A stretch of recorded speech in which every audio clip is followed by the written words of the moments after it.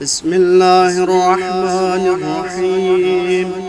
اللهم إني أسألك برحمتك التي وسعت كل شيء وبقوتك التي قهرت بها كل شيء وخضع لها كل شيء وذل لها كل شيء وبجبروتك التي غلبت بها كل شيء وبعزتك التي لا يقوم لها شيء وبعظمتك التي منعت كل شيء وبسلطانك الذي على كل شيء وبوجهك الباقي بعد فناء كل شيء وبأسمائك التي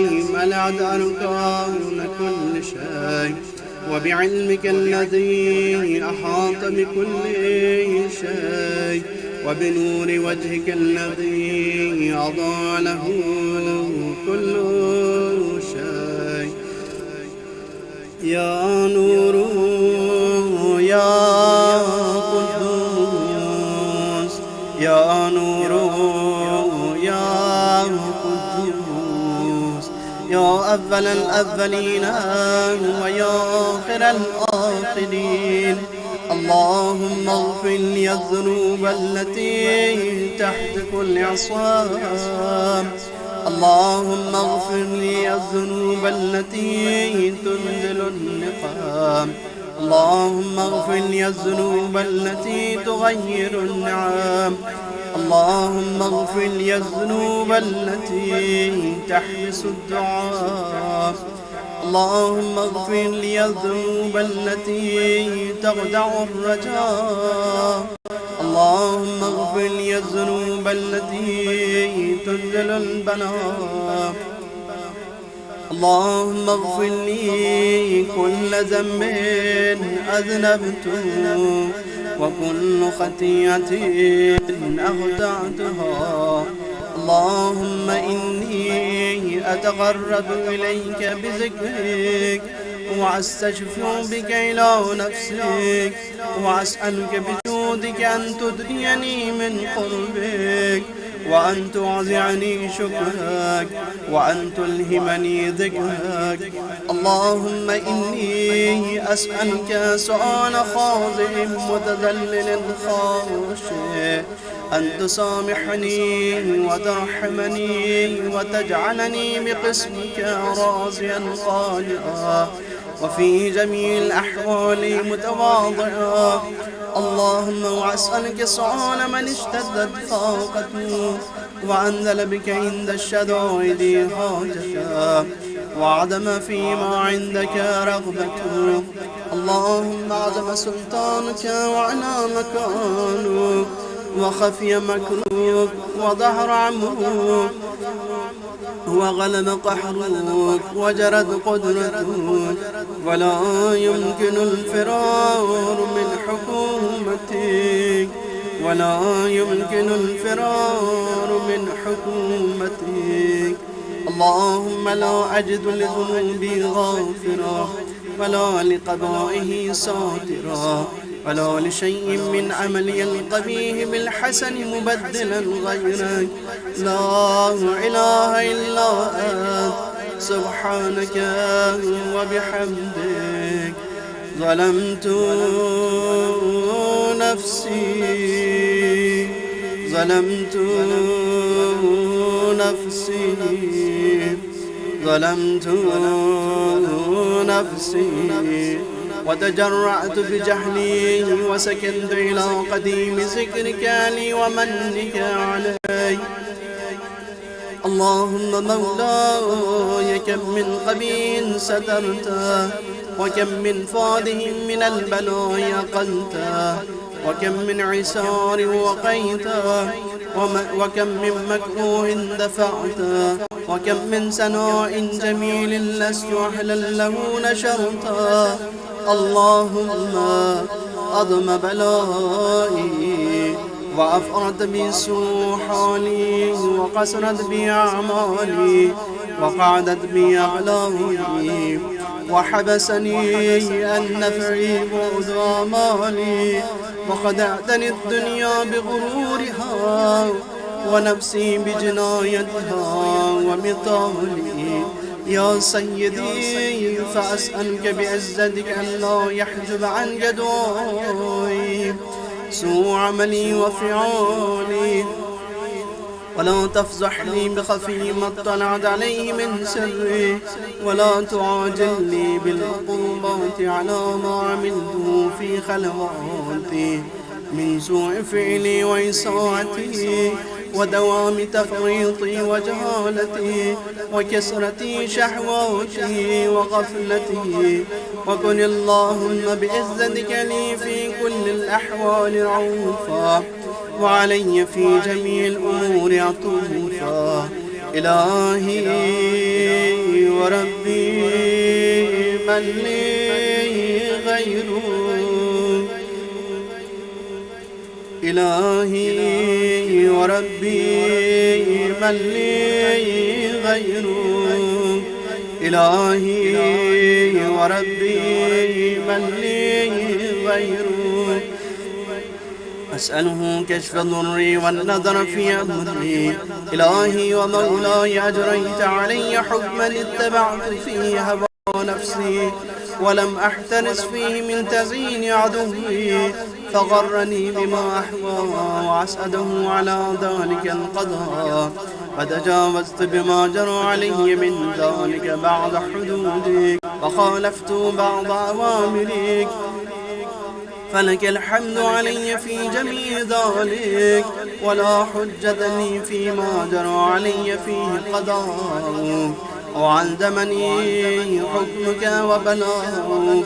وقد أتيتك يا إلهي بعد تقصيري وإسرافي على نفسي، معتذرا نادما منكسرا مستقيلا مستغفرا منيبا مقرا مذعنا معترفا، لا أجد مفر مما كان مني، ولا مفزع أتوجه إليه في أمري غير قبولك عذري وإدخالك إياي في سعة رحمتك. اللهم فاقبل عذري وارحم شدة ضري وفكني من شدي وساقي. يا رب ارحم ضعفا بدني، يا رب ارحم ضعفا بدني، يا رب ارحم ضعفا بدني ورقة جلدي ودقة عزمي. يا من بدأ خلقي وذكري وتربيتي وبري وتغذيتي، هبني لابتداء كرمك وسالف برك بي. يا إلهي وسيدي وربي أتراك معذبي بنارك بعد توحيدك، وبعد من توى عليه من قلبي، وبعد من توى عليه قلبي من معرفتك، ولهج به لساني من ذكرك، واعتقده ضميري من حبك، وبعد صدق اعترافي ودعائي خاضعا لربوبيتك.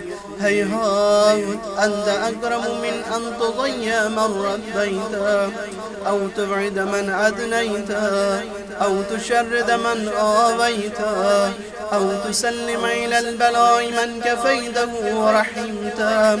ولئت شئري يا سيدي وإلهي ومولاي أتسلط النار على وجوه خرت لعظمتك ساجدا، وعلى أنجل نطقت بتوحيدك صادقا وبشكرك مادحا، وعلى قلوب اعترفت بإلهيتك محققا، وعلى ضمائر حوت من العلم بك حتى صارت خاشعة، وعلى جواره سعر الأوتان تعبدك طايا، وأشارت باستغفارك مزئنا.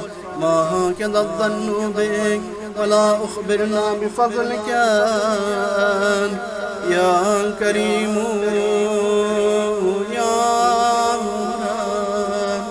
يا كريم يا رب يا كريم يا رب. وأنت تعلم ضعفي القليل من بلاء الدنيا وعقوباتها وما يدري فيها من المكاره على أهلها، ألا أن ذلك بلاء ومكروه قليل مكسور يسير بقاء قصير مدته، فكيف احتمالي لبلاء الآخرة وجليل وقوع المكاره فيها، وهو بلاء تطول مدته ويدوم مقامه ولا يخفف عن أهله، لأنه لا يكون إلا عن غضبك وانتقامك وسخطك، وهذا ما لا تقوم له السماوات والأرض. يا سيدي فكيف لي وأنا عبدك الضعيف الذليل الحقير المسكين المستكين.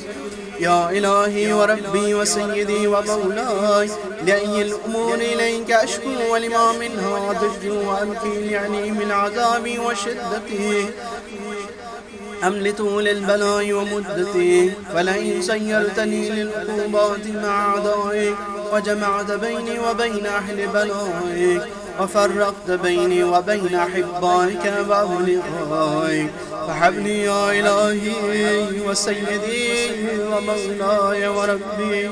صبرت على عذابك فكيف أصبر على فراقك، وحبني صبرت على حر نارك فكيف أصبر عن النظر إلى كرامتك، أم كيف أسكن في النار ورجاء عفوك. فبعزتك يا سيدي ومولاي أقسم صادقا لئن تركتني ناطقا لأضجن إليك بين أهلها زجيج الآملين، ولأصرخن إليك صراخ المستصرخين، ولأبكين عليك بكاء الفاقدين، ولأنادينك أين كنت يا ولي المؤمنين، يا غاية أعمال العارفين، يا غياث المستغيثين، يا غياث المستغيثين، يا غياث المستغيثين، يا حبيب قلوب الصادقين، ويا إله العالمين. أفتراك سبحانك يا إلهي وبحمدك تسمع فيها صوت عبد مسلم سجن فيها بمخالفته وذاق طعم عذابها بمعصيته وحبس بين أدفاقها بجرمه وجريرته، وهو يضج إليك ضجيجا معبل لرحمتك ويناديك بلسان أهل توحيدك ويتوسل إليك بربوبيتك. يا مولاي فكيف يبقى في العذاب وهو يرجو ما سلف من حلمك، أم كيف تعلمه النار وهو يعمل فضلك ورحمتك، أم كيف يهرقه لهيبها وأنت تسمع سوده وترى مكانا، أم كيف يشتمل عليه زفيرها وأنت تعلم ضعفا، أم كيف يتقلقل بين أطباقها وأنت تعلم صدقها، أم كيف تجبره زبانيتها وهو يناديك يا رب، أم كيف يرجو فضلك في عتقه منها فتتركه فيها. هيهات ما ذلك الظن بك ولا المعروف من فضلك ولا مشبه لما عملت به الموحدين من برك وإحسانك. فباليقين أقدوا لولا ما حكمت به من تعذيب جاحدك وقضيت به من إخلاد معاندك لجعلت النار كلها بردا وسلاما وما كان لأحد فيها مقرا ولا مقاما لكنك تقدست أسماؤك أقسمت أن تمنعها من الكافرين من الجنة والناس أجمعين، وأن تخلد فيها المعاندين، وأنت جل ثناؤك قلت مبتدئا وتدولت بالعنعام متكرما. أفمن كان مؤمنا كمن كان فاسقا لا يستوون. إلهي وسيدي، فأسألك بالقدرة التي قدرتها وبالقضية التي حتمتها وحكمتها وغلبت من علي أجريتها، أن تهب لي في هذه الليلة وفي هذه الساعة كل جرم أجرمته وكل ذنب أذنبته وكل قبيح أسررته وكل جهل عملته، كتمته أو أعلنته، أخفيته أو أظهرته، وكل سيئة أمرت بإثباتها الكرام الكاتبين الذين وكلتهم بحفظ ما يكون مني وجعلتهم شهودا علي مع جوارحهم، وكنت أنت الرقيب علي من ورائهم والشاهد لما خفي عنهم، وبرحمتك أغفيت وبفضلك سترت، وأن توفر حظي من كل خير أنزلت أو إحسان فضلت أو بر نشرت أو رزق بسطت أو ذنب تغفر أو خطأ تستر. يا ربي يا ربي يا رب يا ربي يا ربي يا رب يا ربي يا ربي يا رب. يا إلهي وسيدي ومولاي ومالك رقي، يا من بيده ناصيتي، يا عليما بضري ومسكنتي، يا خبيرا بفقري وفاقتي، يا ربي يا ربي يا رب يا ربي يا ربي يا رب يا ربي يا ربي يا رب. أسألك بحقك وقدسك وأعظم صفاتك وأسمائك أن تجعل أوقاتي من الليل والنهار بذكرك معمولا وبختمتك موصولا وأعمالي عندك مقبولا، حتى تكون أعمالي وأورادي كلها بردا واحدا وحالي في ختمتك سرمدا. يا سيدي يا من عليه معذلي، يا من إليه شكوت أحوالي، يا ربي يا ربي يا رب يا ربي يا ربي يا رب يا ربي يا ربي يا رب.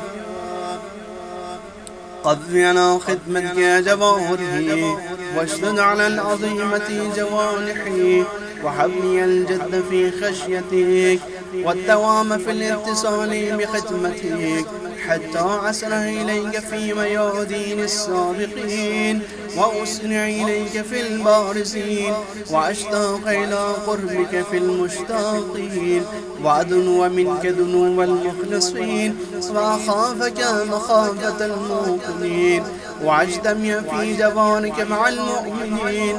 اللهم ومن أرادني بسوء فأرد، ومن كادني فكيد، واجعلني من أحسن عبيدك نصيبا عندك وأقربهم منزلة منك وأخصهم زلفة لديك، فإنه لا ينال ذلك إلا بفضلك، وجد لي بجودك وأعطف علي بمجدك، واحفظني برحمتك، واجعل لساني بذكرك لهجا وقلبي بحبك متيما، وبن علي بحسن إجابتك، وأقلني عسرتي واغفر زلتي، فإنك قضيت على عبادك بعبادتك وأمرتهم بدعائك وزمنت لهم الإجابة، فإليك يا ربي نصبت وجهي وإليك يا ربي مددت يدي، فبعزتك استجب لي دعائي وبلغني منام،